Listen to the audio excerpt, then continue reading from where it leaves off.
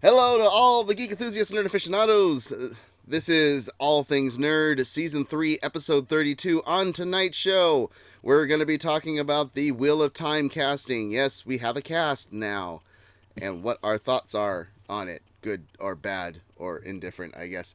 Also, the return of Obi-Wan, because we've asked for it, and boy, they really want us to subscribe to Disney Plus because they're giving it to us. And lastly, Earth-like planets. There's apparently ways to find a better way to find Earth-like planets to help us find the aliens out there. So that and much more in the rapid fire news. So with that, here's the intro.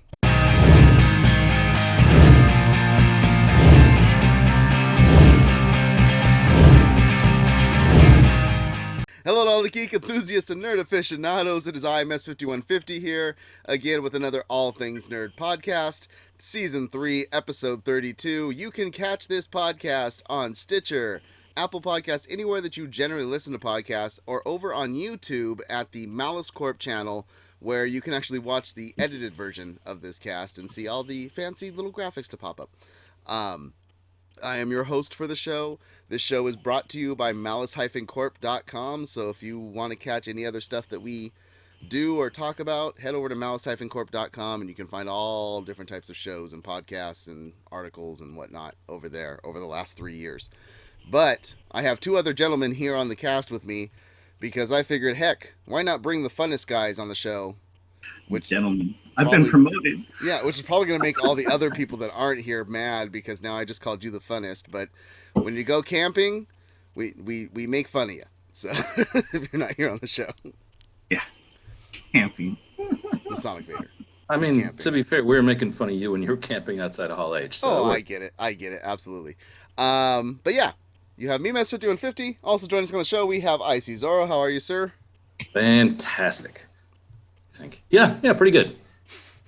You downgraded a level. It went from fantastic to pretty good. My usually throat was a little scratchy. Just out of nowhere, I thought, maybe not fantastic. And we also have still pretty good. Aaron's on the show with us. How are you, sir? I didn't kill anyone today, but day's not done yet. Got close. So we'll see how it goes.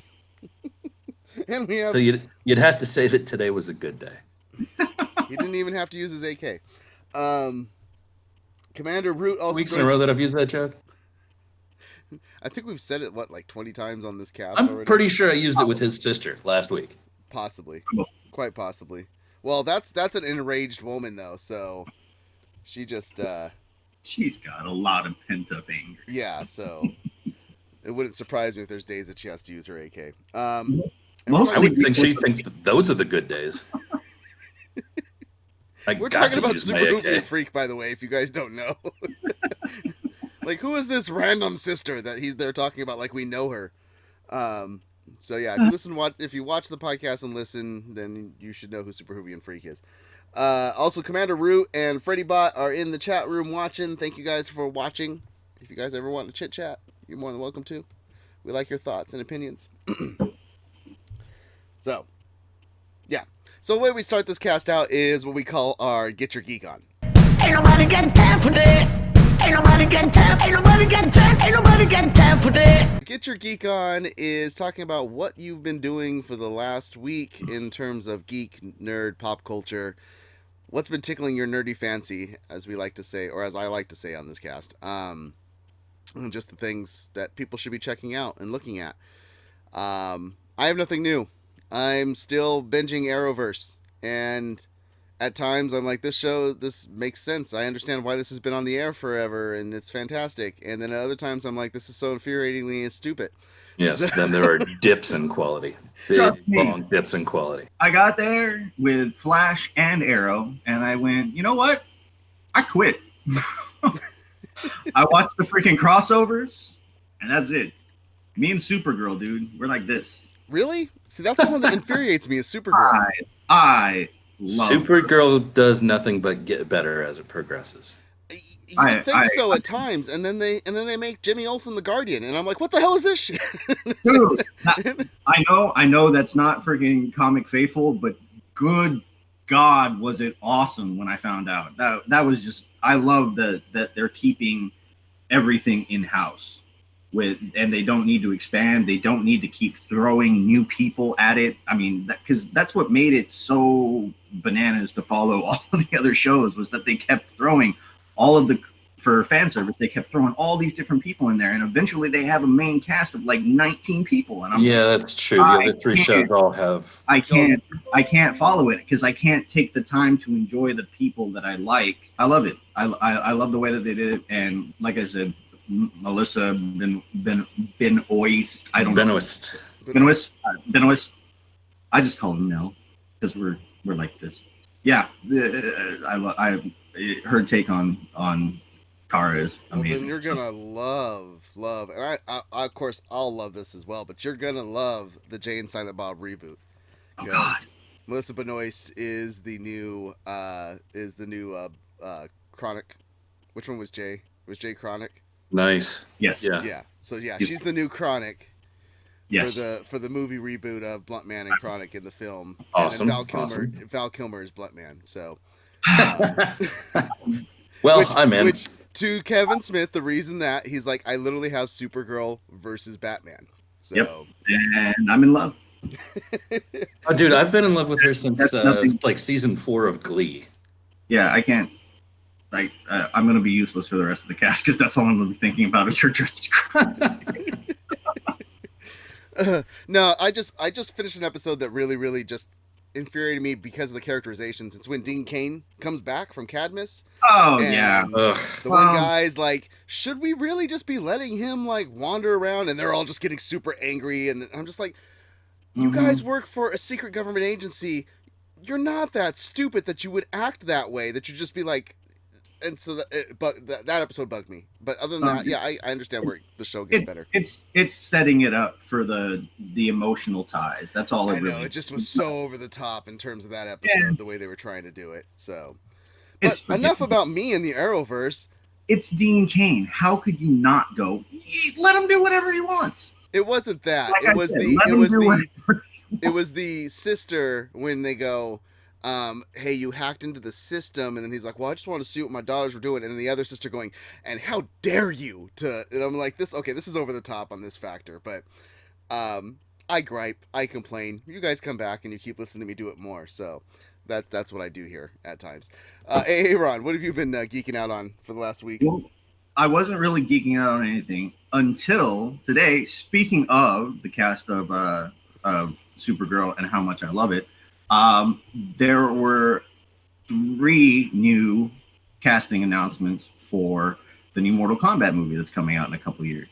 And heading up the freaking new 3 that are coming into it is none other than Jimmy Olsen himself, who's been cast as Jax. Oh, nice. So I've been geeking out on that today because that's Mehcad Brooks.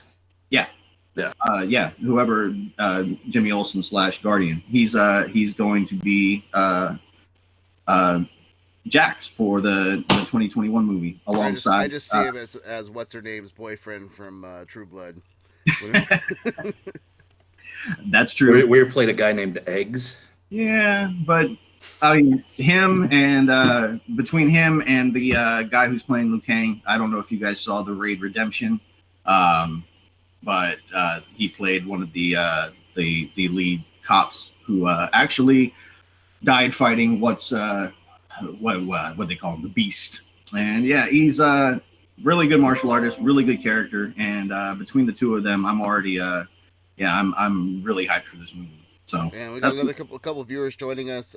Cycle Motion and Peteopolis, what's up, Pete? And then a Bearded Master, and Bearded Master joins in the chat room with, hey, Dean Cain Hallmark movies are great, and happy face, laughing faces. So I can take the cynicism. So I see. What have you been geeking out on? Well, so I've been watching these Dean Cain movies right now. Just can't get enough of the Cain. Right. Oh, that's. And we're talking about whipping. Yeah. No, I've actually been doing similar stuff as last week as well. I've been blazing my way through rereading the Wheel of Time series.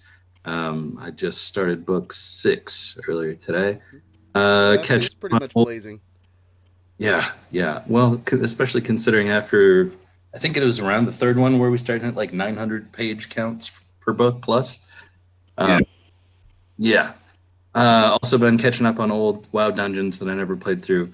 I recently, a couple nights ago, I watched the new Will Smith Aladdin. Not terrible. Yeah, it actually wasn't bad. I was pleasantly surprised at how he took up the reins from. Yeah, the stuff that they changed made sense, and you know, a lot of it was similar.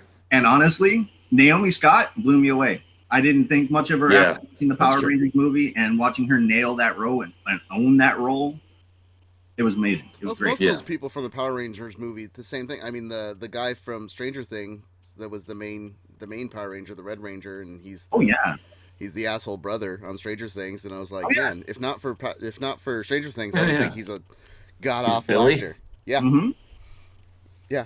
That's how terrible the writing on that movie. Peteopolis says, my wife was watching the Christmas movies on Hallmark, and a lot of actors were there before getting drafted to the Arrowverse, so that shows where that's where Arrowverse gets their actors. Hallmark is like AA ball. You someday will be a superhero if you do Hallmark Christmas movies. It's Bush League. Which you know, superhero on the CW, so that's AAA ball. You're still not in the majors. And then Bearded Master said, haha, who hasn't been? It's literally like Christmas in July. That may or may not be a Dean Cain movie, is Christmas It absolutely is. Yeah. Oh, yeah. Yeah, so that's what we've been geeking out on for this edition of Get Your Geek On. Let's move on to the main nuts and bolts of the show, and that is the nerd news.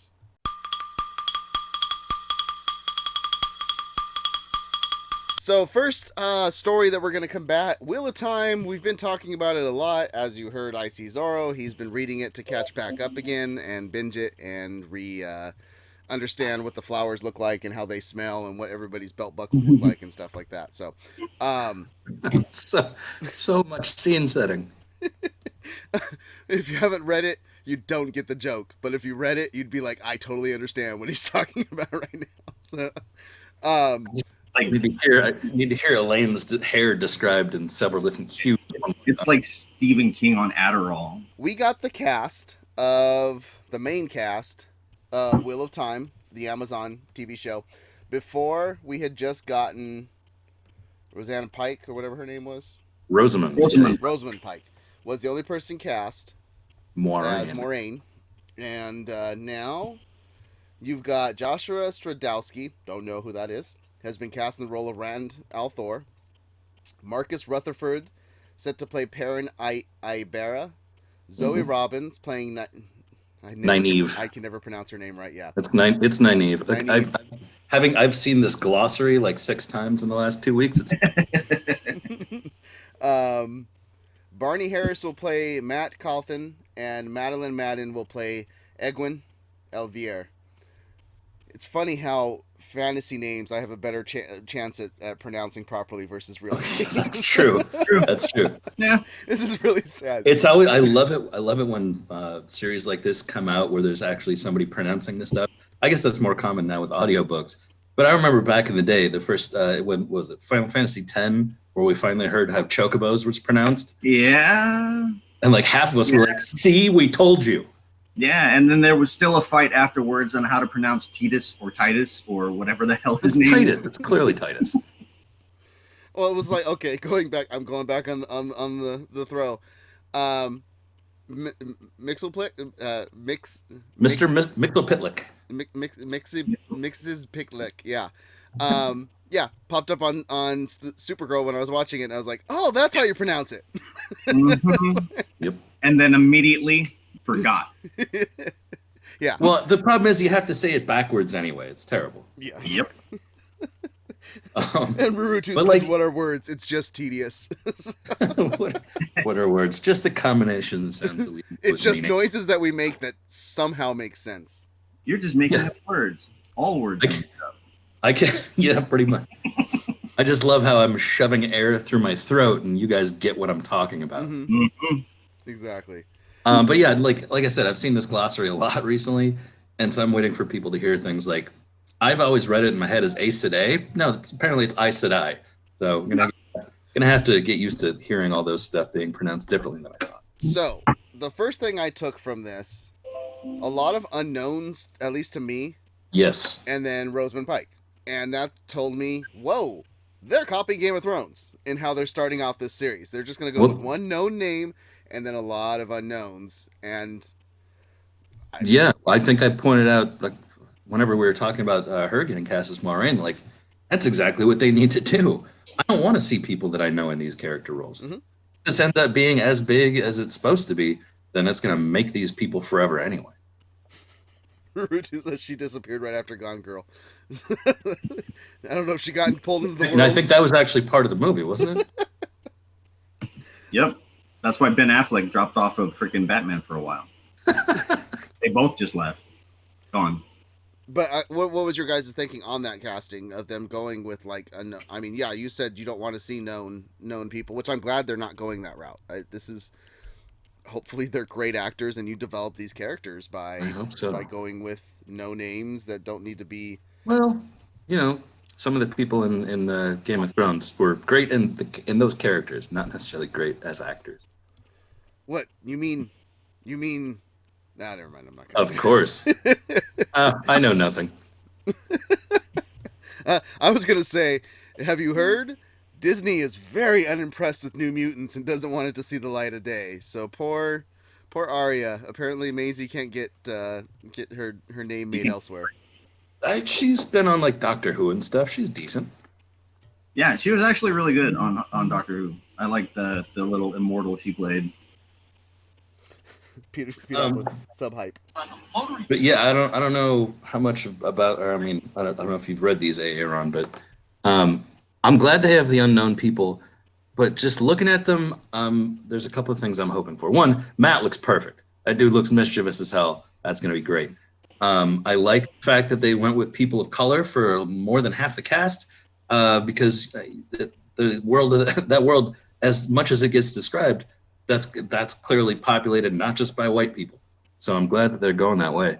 I'm a little concerned that I couldn't figure out what the guy playing Rand, Josh Stradowski, doesn't say how tall he is. He's supposed to be like 6'6".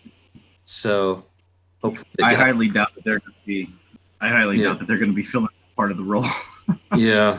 And then the guy playing Perrin, the pictures that I saw of him, I could definitely see him pulling it off. But this dude is supposed to be friggin' giant. He's supposed to be a blacksmith, and this guy weighs about $170. Yeah, maybe they'll. I don't know. Maybe they'll fill out for it like. Yeah, I'm hoping they bulk him up like friggin' Tom Hardy playing Bane. Well, I mean, one of the things that they made a point of was don't get, which is funny because we talk about descriptions of Robert Jordan describing everything. But there was one point that came out, I can't remember where the article came out, but it was, don't get lost in the comparison of the actors to the looks from the book. Like we're not focusing on that. And well, for a couple of them, they're like defining features that end up influencing their characters. I know. We have to. And details are a big thing to this book series. So it's like, well, you would kind of want to focus on getting someone to look that part because it's actually described to you what that part is. So, Brew2 suggests that they're going to what I would like to rephrase as Lord of the Rings it, and just use forced perspective shots to make that kid look super tall. That's yeah. Looks like he's back. Give a soapbox higher. I also like that. Of what I could find, and I could only find it for a couple of them, it sounds like they're also going the stereotypical fantasy TV show route of using non-American actors. These the bios that I could see, people were from like New Zealand and Australia and stuff. So can't have fantasy without vaguely British accents. Nope. It's the rule. It's been the rule ever since Tolkien. Yeah. Here you can't have magic or anything pre like 1000 without British accents. Nope. Yeah. And you can't make a really bad British accent too, so they want to make sure it's a true legit accent, not an American doing the accent. which is the funniest thing. So when Harry Potter came out, I worked with a guy at Circuit City, and it kept playing. And he said Daniel Radcliffe is from Missouri. Oh, it's hilarious. They kept playing the trailer over and over again for the first Harry Potter, and he's like, "I have family from Britain, and those are clearly fake accents. Those kids are terrible with their accents." Oh, no. He's like, "They should get real British kids." Oh, buddy. Yeah, actually, used to babysit Emma Thompson when she in Minnesota. Yeah, right. she was born in Van Nuys. Does nobody know that? Yeah, Ron actually sounds like a surfer dude. Okay, moving on. Let me bring up this next story that we were going to talk about, and that is the return of Evil Mickey. Evil Mickey. Is that what we're? Yeah, Wow. that was the. Remember Stuff magazine, the companion to Maxim? Mm-hmm. Yes. It released a CD once, and for some reason, I believe that CD was called The Return of Evil Mickey. It was just a mixed CD. So real quick about the whole British accent thing. Peteopolis says Knight's Tale might be an exception, Yes. and Rurutu says. Well, even then, you had to add an Alan Tudyk doing a crazy British accent. Yeah, but that dude is amazing. Yeah, that's true. The way that guy bends his voice, I mean, he's almost as good as Oh, from you, pain, so much pain. Well, at least you got one major British accent in there with Paul Bettany, and then he became Jarvis. So, And also the guy that played King Robert was one of the stablemen or one of his pals. Boy, we have really just gone off. Yeah, we want to deepen. Okay, where are we at next? Yeah, because Rurutu said Obi-Wan. talking about the Harry Potter thing. They're kids; they don't have life experience to learn proper British. Okay, we are on. Obi-Wan Kenobi is coming back with Ewan McGregor. He is in talks to do a series, not a movie. That's what everybody expected to happen, but a series for Disney Plus.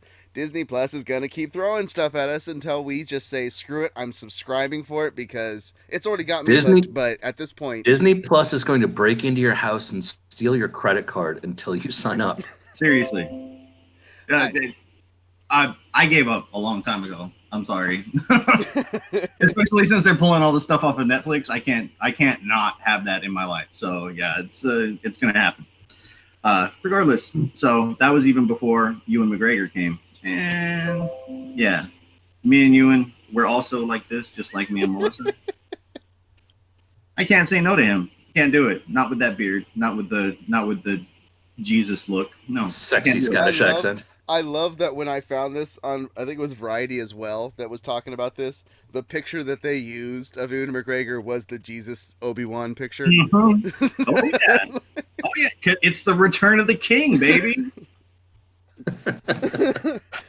Bearded Master says Disney Plus will have my money until it's no longer available. I wonder if he means Disney Plus or his money. Either.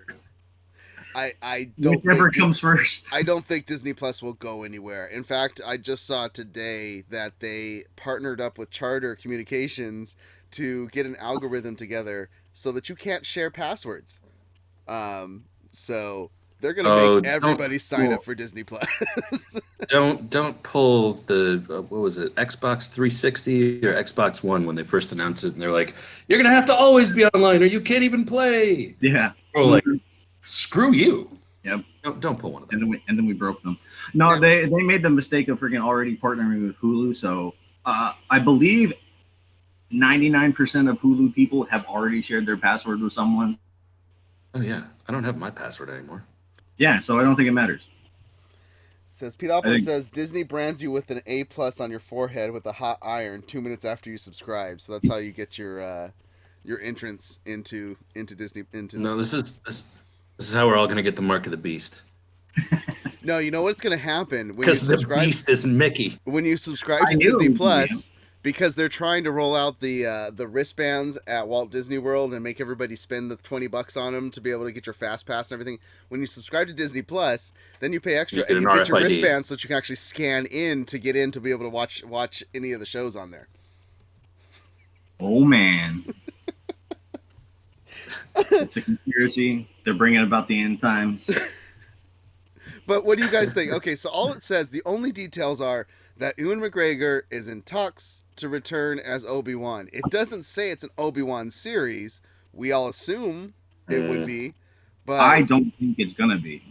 I think that they are probably, hopefully, going to listen to the fan craze and give him his own spin-off movie, because that's a thing that nearly everyone who, as soon as they found out that they were doing a new universe, they asked for an Obi-Wan solo movie, just like they asked for Boba Fett. So I'm imagining that that's going to be the thing that they're going to do. Well, there is a line in the Variety article where it specifically refers to it as an Obi-Wan series. The Obi-Wan series would be the third live-action Star Wars show on Disney Plus. So, I mean, that might just be Variety assuming, just like we're assuming. Peteopolis says, wife loves Disney, I love Star Wars and Marvel, equals we won't be shutting it off. Yep, exactly. That's what we've all come to the conclusion of. They could charge, at this point, they could go back to how HBO, like, remember in the days where HBO was like $30 and it was the wars between the What do you mean remember? channels? It's right. What you can get HBO Go now for what, 10 Yeah. You know, I'm talking about like the Back, are you talking about back when they had like the fake wood paneling cable box on top of your TV? Yes, exactly. Yep. The total premium channel wars where you had to pick which one you wanted to go, and if you were in the house that didn't have money, you had Cinemax, because that's the only thing you could afford. No. What we looked for, there was the 2 weeks every year when you would get like the previews of all of those channels. Oh And yeah, then that's the house that and that's when your dad would get the VCR out and record every movie. Everything. Rutu says Pepperidge Farms remembers. Pepperidge Farm remembers everything. No, honestly, this whole Disney Plus thing is it's like if McDonald's bought freaking Burger King and freaking Del Taco. You can't say no to that. No. You can't walk and that's away. what I mean. They're charging a respectable price for it, but they could charge $30 a month for it, and I'd still be like, I'm getting it, because and don't take me at my word, Disney. I didn't mean that. Don't put that price on it. Please don't. But yeah, I mean, what they're doing. You were looking at a reasonable price, and then this one podcast host. Damn it! Really, people would pay $30? Lie to them all? Market research. How dare you? Oh God, Peteopolis says make it rain with some mint Milanos. Okay. Oh God, Disney will cost one Funko Pop a month. That's exactly what it costs. So Yep. Yeah, I mean, Tax included.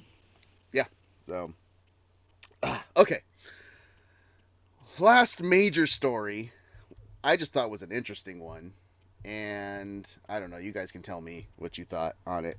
If it was like we should have talked about something else, but it was it's science. Again, it's science. Because Blinded me with science. last time we had some weird, crazy stories, which are coming during the rapid fire. But the last time we had some weird, crazy stories, Icy Zero was like, we need more science stories. We seriously need more science. So I decided, hey, I saw one that looked kind of interesting. And basically, in terms of science, it has been figured out how to narrow down how many planets are out there that are Earth-like, Habitable. that have habitable, yeah. Goldilocks zone, both in size, gravity, and temperature. So that they can find the aliens and where they're at. I think what they're really trying to do is go, don't storm Area 51. We'll just go find the aliens and tell you to go out. I didn't even take it as we're trying to find aliens. I took it as okay, we're gonna need these planets to go to eventually. Yeah, That's the way I took it too. Yeah. In the next 100 years. So let me get the details on that. Also, we need to get the Federation started up already. Exactly. I can say that because our producer's not here. I love that they're talking about Edward Furlong in the chat room right now, because you guys. Yeah, it's. Which well, he is trending, because they did announce at Comic-Con that he is coming back to play John Connor. Now, we don't know if it's for 30 seconds or for 10 minutes, but that's what brought him to mind for me. Because Peteopolis asked, "Does Obi-Wan series get Jake Lloyd?" And I said, "No, they get Edward Furlong."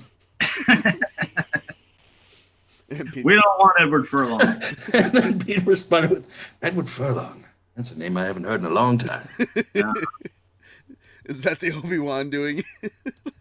Yep, that's my Alec Guinness. It's, Yeah, exactly. I could tell. Have you ever heard of Obi-Wan?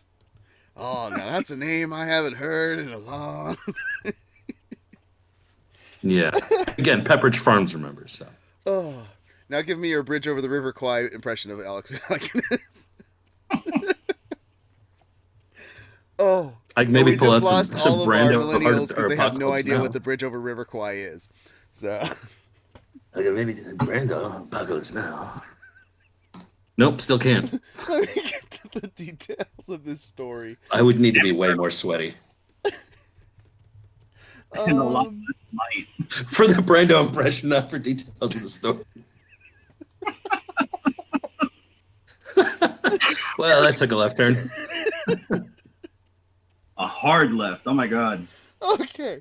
NASA's Kepler Space Telescope helped find that there are thousands of planets waiting outside of our solar system, orbiting around their own suns.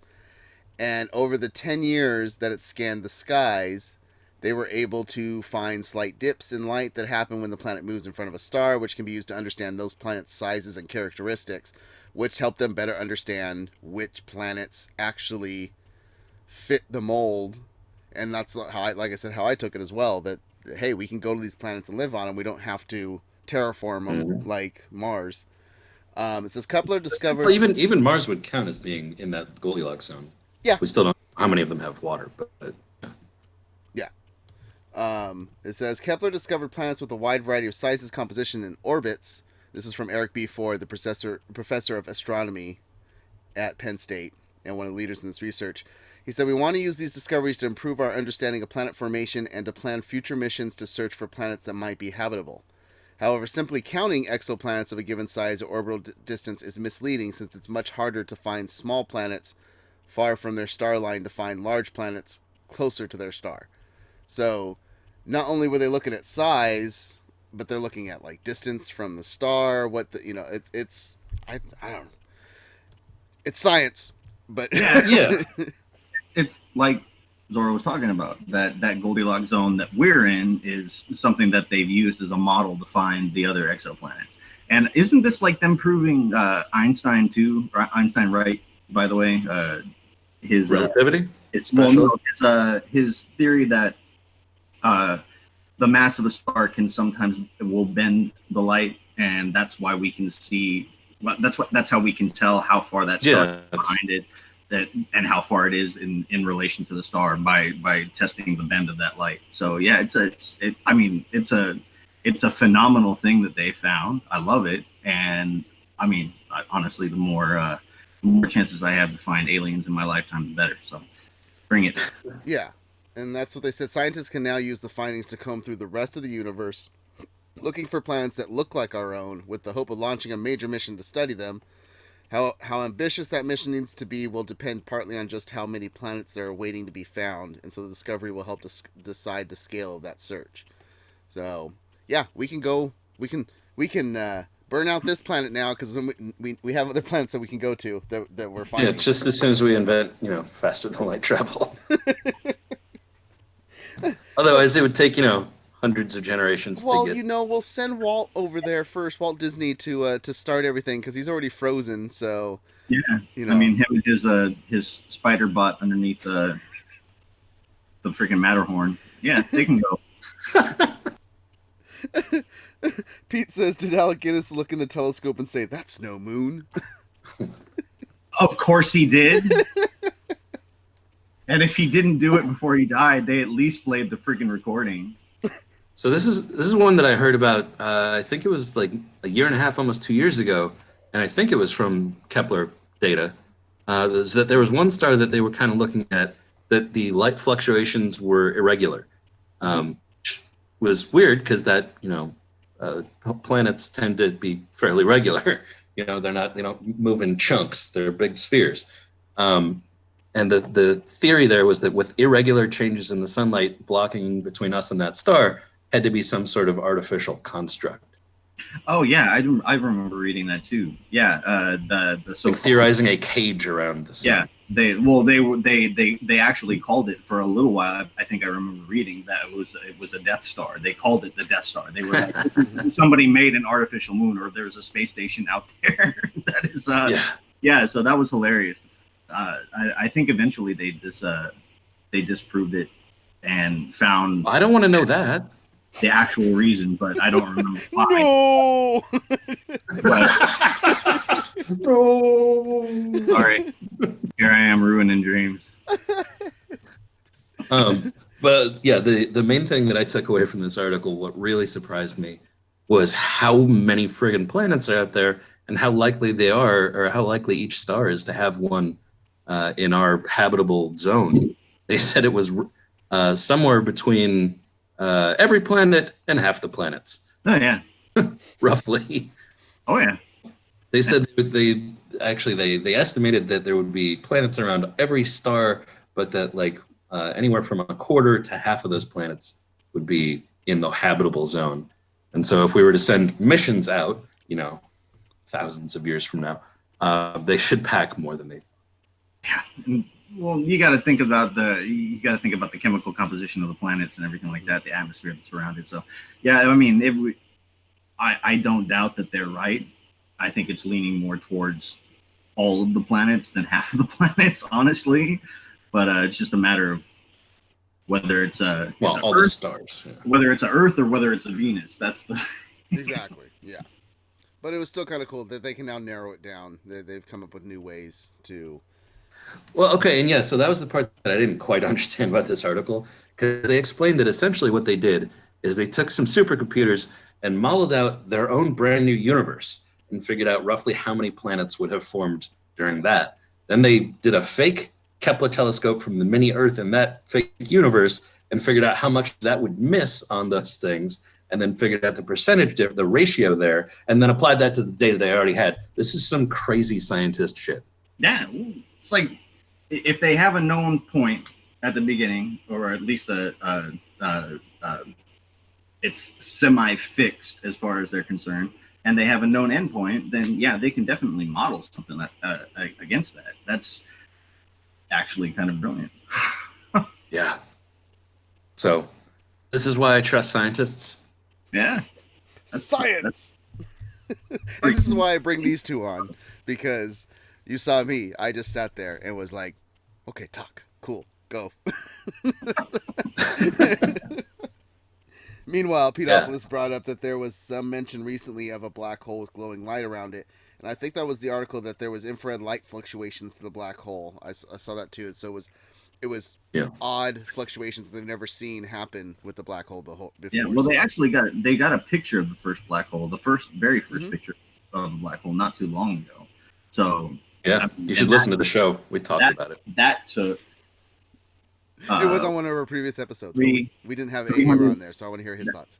That took 300 or a networking of all the freaking radio satellites that we have on the planet. So yeah, once they compiled all that data, I would imagine that they got so much more than just the picture from it. I mean, they focused on the picture, and if they got abnormal radio fluctuations from black holes, I'd need to read more.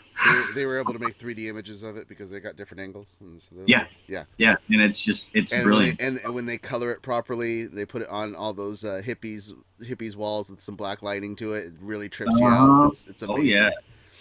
And at one point, Sam Neill leads the starship out of it, but most of the people on it are dead. No, everyone except Sam Neill is dead, because Sam Neill, if you don't know by now, is immortal. But he can't find his eyes. His eyes. He doesn't need them. What happened to your eyes?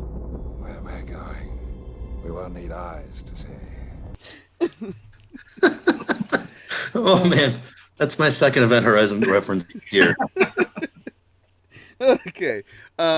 So lastly, we had a couple other stories that wanted to get quick thoughts about, and that's when that happens. That's where we get the rapid fire news. Rapid fire story number 1. Have you guys watched the Fabulous Mrs. Maisel or Marvelous Mrs. Maisel? Marvelous Mrs. Maisel. Yes. Okay. Another Amazon property. So what did they do? Why are we going through a quick rapid fire to get reactions on it? For Maisel Day in Los Angeles, and if you live in Los Angeles, please let us know if you did this, because I want to know how many people saved money by doing this. They partnered up with a bunch of companies to knock prices back to 1950s pricing. They had a gas station that was doing 30 cents a gallon, 20 gallons maximum. The Roosevelt Hotel, which is a very nice hotel, was $40 for the night. They had $2.50 makeovers. They had 30-cent malts. I mean, they went all out with a lot of this stuff, and it was just for one day, but it was an Emmy consideration campaign. So I just wanted to get what your guys' thoughts were. Let's throw prices back to 1950s. I think for most of them, that's a really kind of cool idea. Like, I mean, that article was talking about, like, you can get, a spa day and a float for $5. It's like, cool. But the one that got me was the gas station. Because I don't know if you saw, but in the middle of this article, there was a link to a second article that said, police have to shut down Maisel Day promo after traffic gets snarled around. I know. It was 30-cent gas in California up to 20 gallons. Dude, I'm gonna buy extra containers. Yeah, exactly. Because I can't put 20 gallons in my car, but I'm gonna fill up everything I can. Because 30 cents. What'd you think, Aaron? It's gonna be like a Hall H line out there. A Hall H line with the possibility of people carrying so many guns. Yeah, so like a Hall H line out there. Oh man, I can't. I knew about the hotels, and I knew about the coffee, and I knew about the other goods. I didn't realize that they did gas too. As soon as you said that, my mind blew up. Dude, oh my God. Oh man. Just the idea of not paying only paying 10% of what gas actually costs. Ooh, feels like less than, less than. I'm up in Central Valley, or Central Coast. So that hurts me. I mean, that I feel physically sad for the people who had to freaking go through that, who were like, what the hell is happening? I was so mad that I found out about this on the day of it happening, because I was like, if I knew about it beforehand, I would have totally gone to LA just to see what things I could have gotten done. I don't get manicures done, but for $2.50, I would have got a manicure. Yeah, hell yeah. Oh yeah, yeah. And after eating a 30-cent amazing 50 style cheeseburger, yes please. Yeah.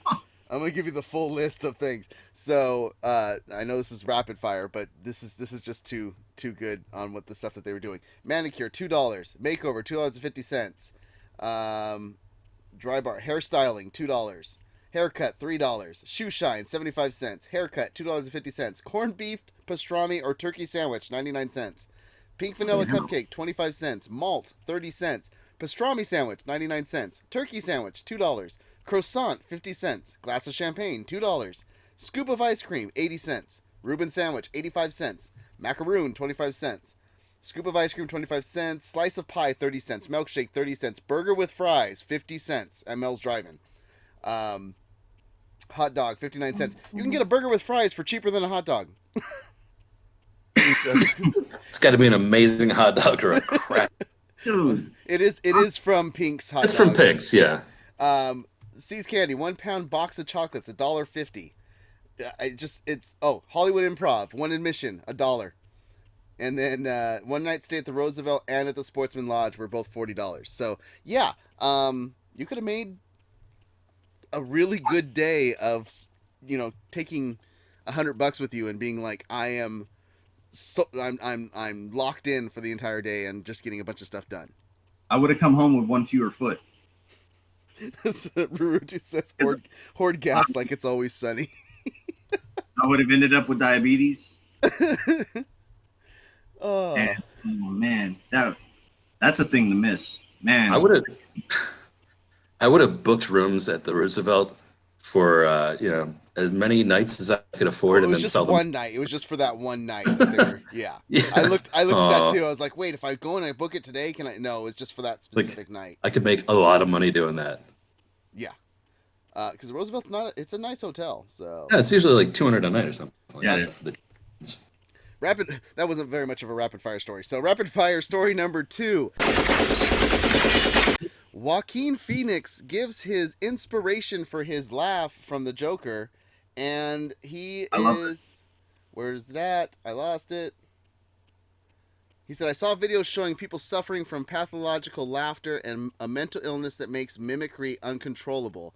And that's where he got his inspiration, and that's what he's trying to copy in terms of his laugh for the Joker. Thoughts? I think it makes absolute sense. Not just because it's the Joker, but because he's taking it to a place where it is a normal, semi-normal human being who goes absolutely mad. And you're going to see, well, if he does it right, you're going to see obvious ties to some sort of mental illnesses in that change, in that turn, and tying it to something that is tangible, something people can hear, they don't necessarily have to look for, and telling people about it ahead of time is going to make the performance more credible, and it's going to make it something that people can understand, and they can say, okay, this is what he did in the movie. This is what the people who are actually suffering through it are going through, and they'll make the connection very, very easily. And I think it's extremely smart of him to not only take the very obvious Joker-like laugh and tie it to something that's tangible in the real world, but to make that connection in the first place and to tell people about it ahead of time and allow them to see it and then go experience it, that's genius. Well, damn it, you changed my mind before I could talk. Because to me, I don't like Joaquin Phoenix all that much. I recognize that he's talented. I'm not even sure I want a friggin' Joker movie, but it's going to be out in like 2 months. Of course I'm going to see it. And my first reaction was like, seems kind of mean. Like, the article keeps on talking about how much these people suffer from it. Like, they can't control when they laugh or cry. Non-standard triggers, I think is what it said. So I was like, oh, just using people's tragedy to make better art. Wait, damn it, that's what art is. Oh, okay. Yep, I get it. Yeah, I mean, it's brutal, and that's, I mean, the story that they're trying to tell with this isn't the comic book story. It's not that timeline. It's not something that, according to the director, has ever been done before, and that, to me, makes me want it somewhat with a strong tie to what I think that the Joker is actually going through, because I think he's obviously a crazy person with an agenda, a very awful agenda, but it's still someone who has a very, very real madness to their character, and that's more of what they're focusing on. Not necessarily, I don't know if it's going to be necessarily the terrible aspects of it, but it's going to be that descent into that crazy place that he ends up, and that's something that I really am honestly intrigued to see. Yeah, and also they kind of hooked me at the end of that article because I didn't know that Scorsese was supposed to produce at some point. And De Niro's going to be in it. I was like, oh, okay.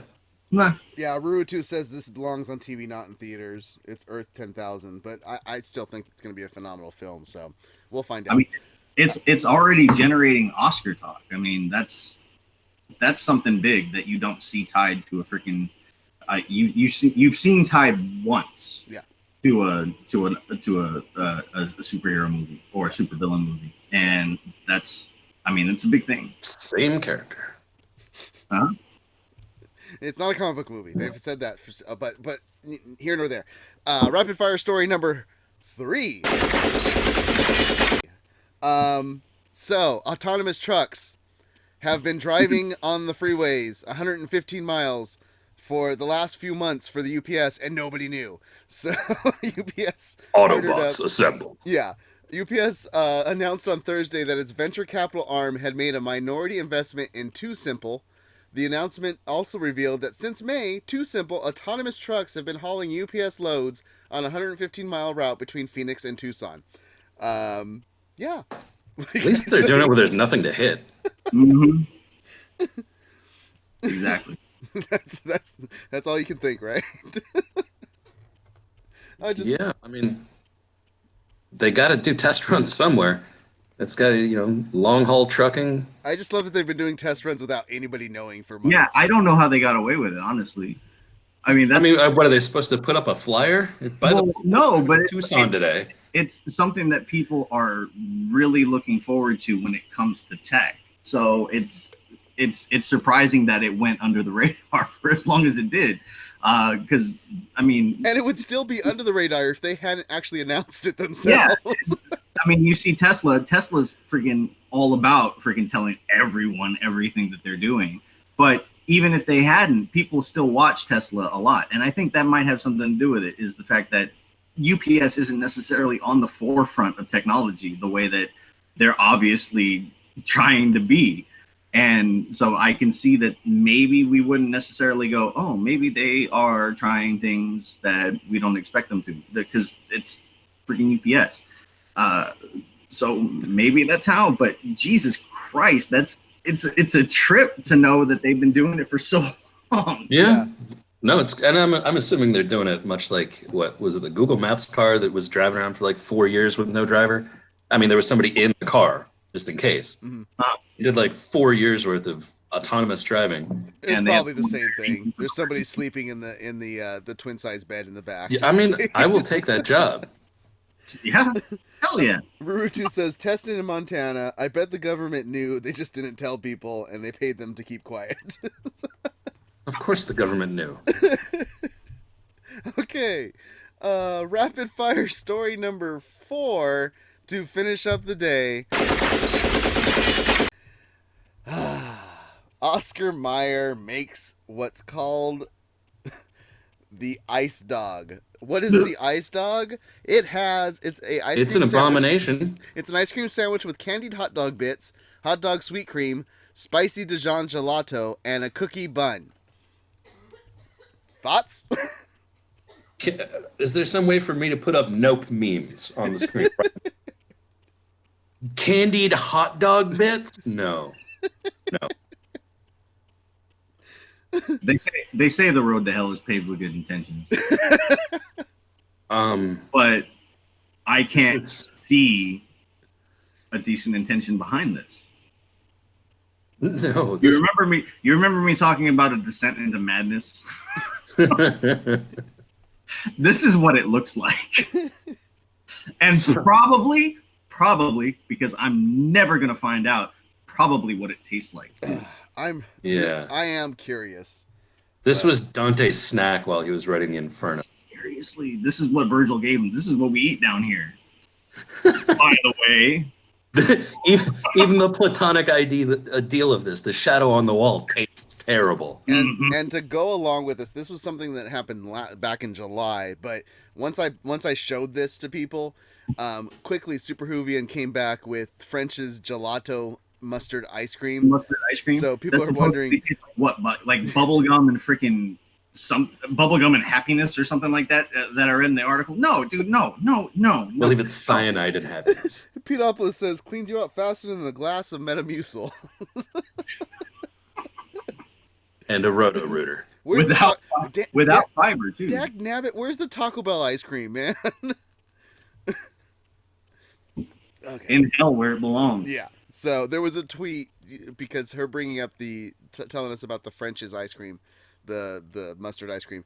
There's a tweet about the announcement of this hot dog ice cream sandwich, and the response to it is, "Are you trying to see if you or French can get to Gitmo faster?" So there was also responses like, "Don't worry, everybody. I've called the police. We'll have this taken care of very." So. Yeah, that was going to be somebody's got to talk about it, but I decided to just throw it on the rapid fire instead. So. That's our show. That's our cast this week. So, thank you guys for joining us to chit chat about all the geek and nerd. Ended on the worst note possible. Oh, that's what you always do. You're supposed to end it on the worst note because you get the biggest laugh and people come back for more to go, what are they going to talk about next time? I just wish that I'd been able to come up with more Autobots puns for the UPS thing. Yeah, that was the last minute article that popped up today. So, yeah. So Now we just talk about where you can follow us outside this cast so you can talk about all the wacky, kooky things that we talk about. It's not all serious stuff. We talk about hot dog ice cream too. So, Icy Zoro, where can people follow you outside of this cast? At IcyZoro on Twitter, Instagram, and PlayStation Network. And this is a better way to end the show than we did last week. So I don't even remember. it's the one that made me say we needed more science stories. Oh, yeah. Okay. Well, that was hilarious. I'm sorry. Go back and watch. It'll be up soon. At some point, I'll get the previous episodes up. But if you want to watch it on Twitch, it's here on Twitch. I don't have a cough button. Sorry. Hey, Ron, how can people follow you outside this cast? Oh, you can follow me at DOS Newport Kid on both Instagram and Twitter, and at DOS Newport Kid on Xbox Live and PlayStation Network as well. If you want to follow this cast, head on over to Twitter at All Nerd Podcast, or just look us up on anywhere that you can listen to podcasts at All Things Nerd Podcast on Stitcher, Spotify, Apple Podcasts, YouTube, Malice Corp channel, and malice-corp.com. If you want to follow me, head on over to my Twitter at mest_Malice Corp or Instagram at mest5150. And if you want to see my further adventures of other things that I do or check out, head on over to YouTube at Geek Guidepost. I have things posting up over there, a lot of different panels and different things that I've been doing. So thank you guys for joining us. We will be back next Friday. You keep nerding on, and we're out.